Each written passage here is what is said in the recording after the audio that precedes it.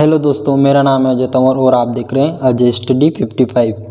मैं आपको आज एनआरसी के बारे में, सीएए के बारे में, ओसीआई के बारे में, एनआरआई के बारे में, इन सब के बारे में बताने वाला हूँ। इनके के बारे में, सीएए के बारे में,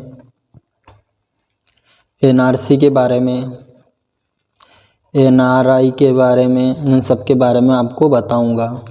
ओसीआई के बारे में, ये सब क्या होता है, ये हमारे भारतीय संविधान राजनीतिक में है। तो अभी इससे पहले मैंने आपको भाग 2 बताया था, नागरिकता बताया था। उसके बाद में ये नागरिकता का ही भाग 2 का ही जो पार्ट है, ओसीआई, एनआरआई और एनआरसी, सीए, ये सभी आपको बताऊंगा। देखिए, लोग पढ़ते तो बहुत सारे हैं लेकिन टाइम पास करते हैं साथ साथ में। तो आपको टाइम पास नहीं करना है और पढ़ाई करना है। घर वाले आपको पढ़ाई करने के लिए भेजते हैं तो आपको अपनी पढ़ाई पर फोकस करना है, क्योंकि ये एक बार ये समय निकल गया, उसके बाद में यह समय दोबारा नहीं आएगा। चैनल को सब्सक्राइब कर लें और बेल आइकन को ऑन कर लें ताकि ऐसे ही अन्य वीडियो आपको मिलते रहें, ठीक है। और नीचे कमेंट ज़रूर करें कि आपको वीडियो कैसा लगा। लास्ट में आप जब भी जाएं छोड़ के, तब कमेंट ज़रूर करें कि आपको वीडियो कैसा लगा। और चैनल को सब्सक्राइब कर लें और वीडियो को अपने दोस्तों के साथ में जो पढ़ाई करते हैं उनके साथ में शेयर करें, क्योंकि मैं भी एक स्टूडेंट हूं, मैं पढ़ भी रहा हूं और यूट्यूब पे आपको आपके साथ में वीडियो बना के अपनी स्टडी को शेयर भी कर रहा हूं। तो आप भी अपने दोस्तों के साथ में वीडियो को शेयर करें। चलिए अपन शुरू करते हैं। सबसे पहले देखते हैं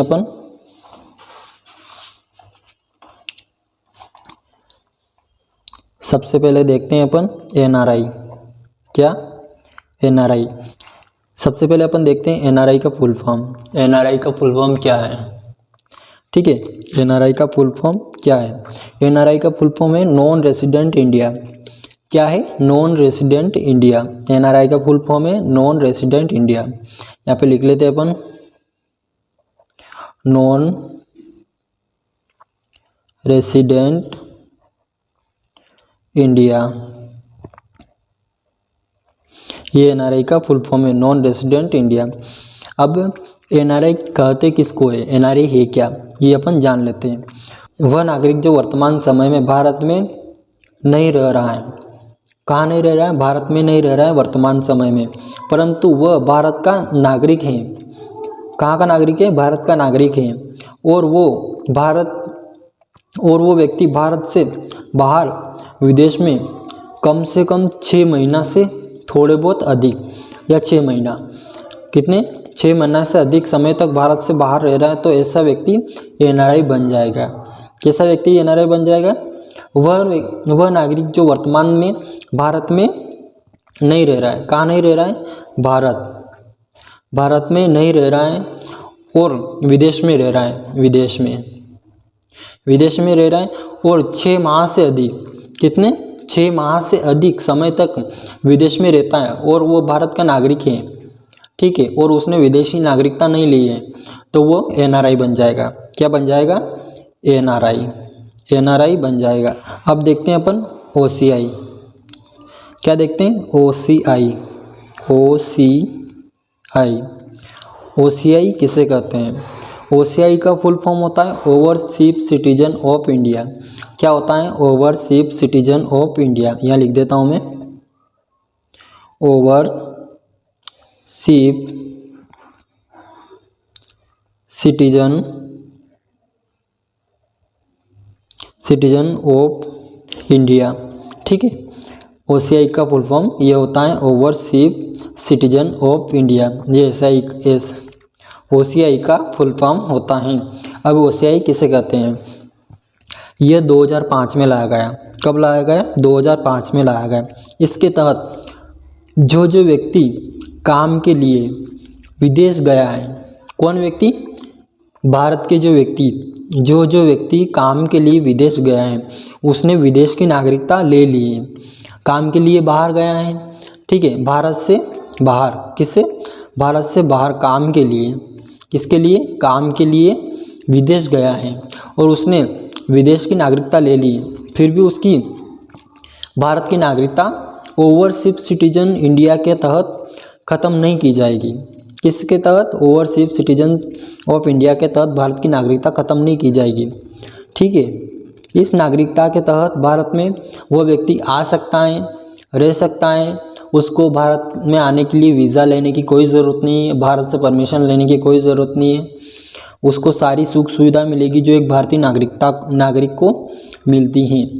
लेकिन वह व्यक्ति भारत में ना तो वोट डाल सकता है, क्या नहीं डाल सकता है, वोट नहीं डाल सकता, वह व्यक्ति वोट नहीं डाल सकता है, और ना ही किसी पार्टी से चुनाव लड़ सकता है, और ना ही चुनाव लड़ सकता है। क्या नहीं लड़ सकता है, चुनाव भी नहीं लड़ सकता है, और वोट भी नहीं डाल सकता है, और चुनाव भी नहीं लड़ सकता है। उसको भारत में वीज़ा लेने की भी कोई ज़रूरत नहीं पड़ती है। ऐसे व्यक्ति को अपन क्या कहते हैं, OCI कहते हैं। OCI शॉर्ट फॉर्म में इसका फुल फॉर्म है ओवरसीज सिटीजन ऑफ इंडिया। अब देखते हैं अपन CAA। क्या देखते हैं अपन,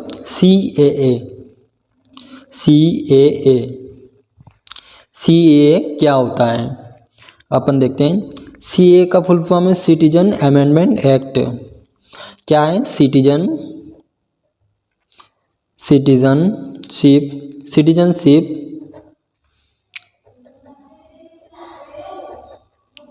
amendment act, citizenship amendment act, ठीक है। इसका फुल फॉर्म में CAA का फुल फॉर्म है। जब ये पारित हुआ था तो ये एक बिल कहलाता था। इसके पीछे एक्ट नहीं लगता था, इसके पीछे बिल लगता था। सिटीजनशिप अमेंडमेंट बिल क्या कहलाता था, सिटीजनशिप अमेंडमेंट बिल। और जब इस पर राष्ट्रपति ने हस्ताक्षर कर दिए तो यह सिटीजनशिप अमेंडमेंट एक्ट बन गया। क्या बन गया, यह एक एक्ट बन गया। यह रिलीजियस परसिक्यूशन के लिए लाया गया था। किसके लिए लाया गया था, रिलीजियस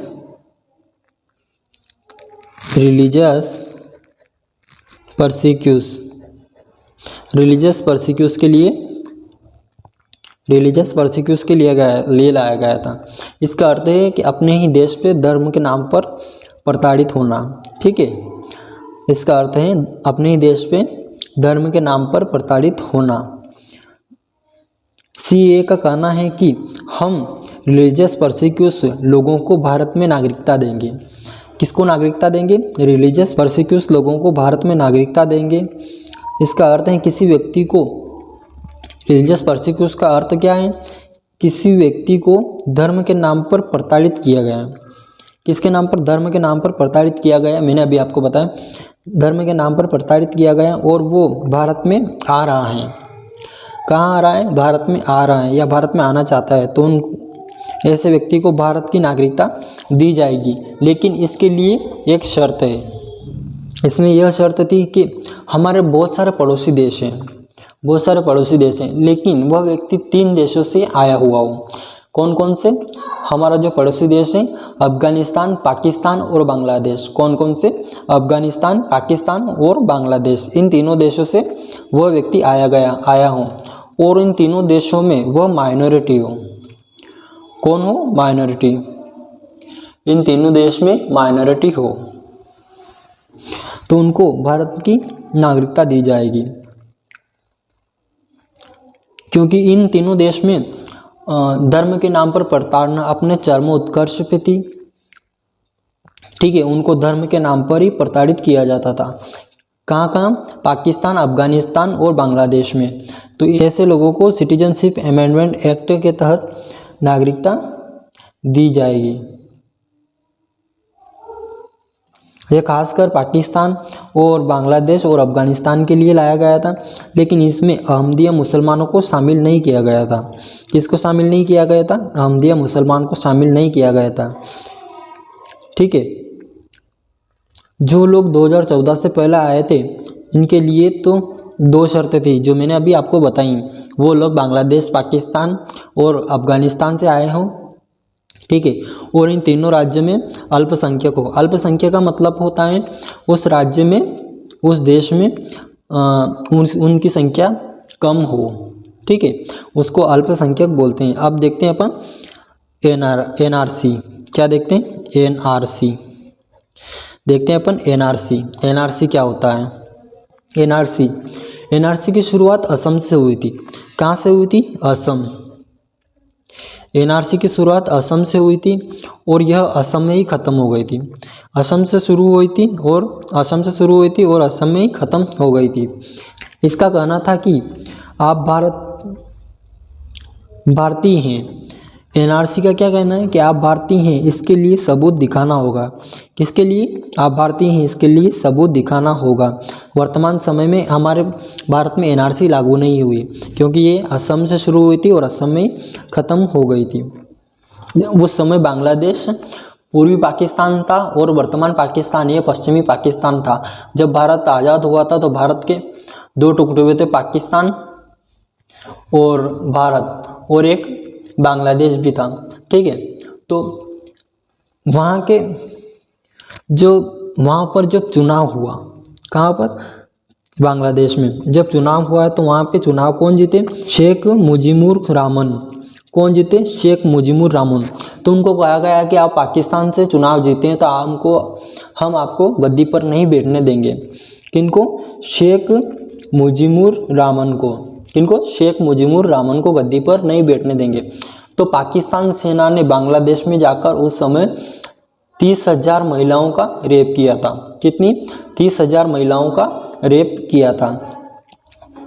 तो वहाँ पर जब ऐसा घमासान होने लगा तो 24 मार्च 1971 को वहाँ से इधर उधर जो जनता है उसका इधर उधर भागना प्रारंभ हो गया और 24 मार्च 1971 को भारत में नागरिकता लेने के लिए, कहाँ पर? भारत में नागरिकता लेने के लिए लाइन लग गई और इस जनता ने इंदिरा गांधी से अपील की। उस समय भारत की जो प्रधानमंत्री थी वो इंदिरा गांधी थी।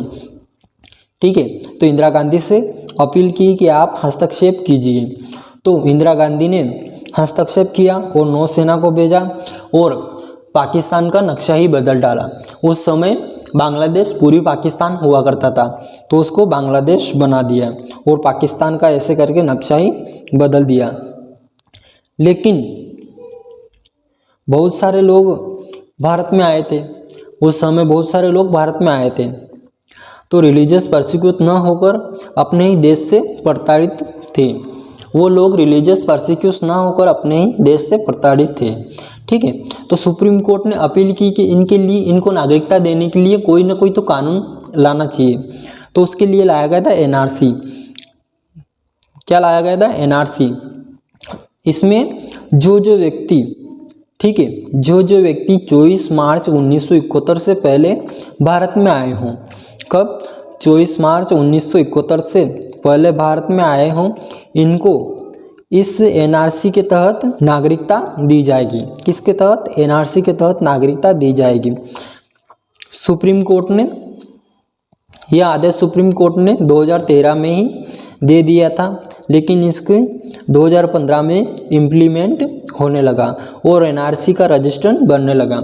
एनआरसी में इसमें दिखाना था कि आप 24 मार्च 2071 से पहले भारत में रह रहे हैं। कब? 24 मार्च 1971 से पहले भारत में रह रहे हैं। इसके लिए कुछ डॉक्यूमेंट दिखाने होते थे। इन डॉक्यूमेंट में 30 प्रकार के कागजात थे। कितने प्रकार के कागजात थे? 30 प्रकार के डॉक्यूमेंट थे, 30 प्रकार के कागजात थे।